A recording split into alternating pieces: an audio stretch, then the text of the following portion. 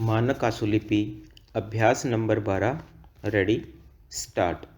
उपाध्यक्ष महोदय, समस्या तो गन्ने की बढ़ती हुई पैदावार से संबंध रखती है। विराम। मैं जानना चाहता हूं कि अगर आपने क्षेत्रफल कम कर दिया और क्षेत्रफल को बढ़ने से रोक दिया और उस सूरत में किसान ने पैदावार के अच्छे साधन अपनाकर जितनी जमीन में वह गन्ना पैदा करता है उसमें ही अधिक गन्ना पैदा कर दिया, तो क्या देश के सामने समस्या खड़ी नहीं होगी? विराम। मेरा निवेदन है कि यह सवाल घनी खेती का और विस्तार की खेती का नहीं है। विराम।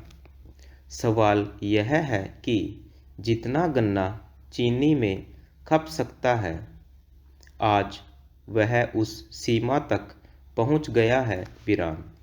अब हमें विचार करना चाहिए कि क्या चीनी की खपत बढ़ाने के लिए कोई कदम उठाया जा सकता है। विराम।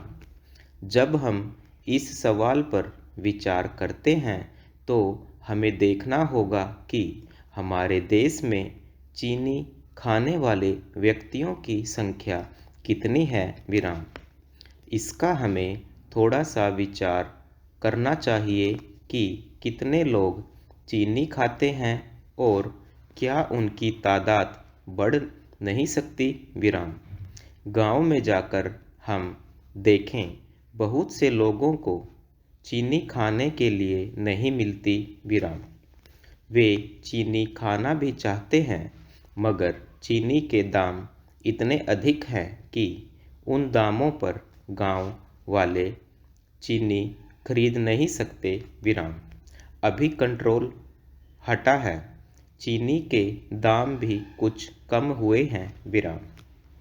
इसके फलस्वरूप चीनी की खपत बढ़ी है। विराम।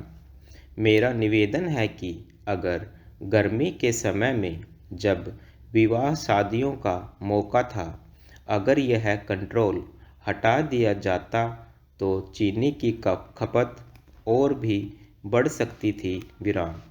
इस बात का प्रयत्न होना चाहिए कि चीनी की खपत बढ़ाई जाए। विराम।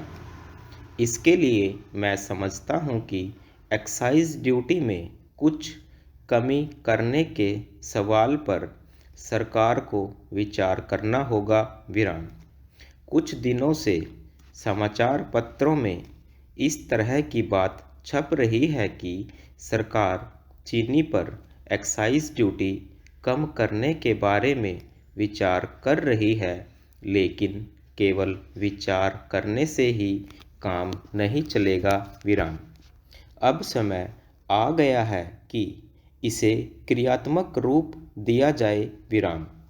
लोग इसका बेसब्री से इंतजार कर रहे हैं और इसका अवश्य स्वागत करेंगे।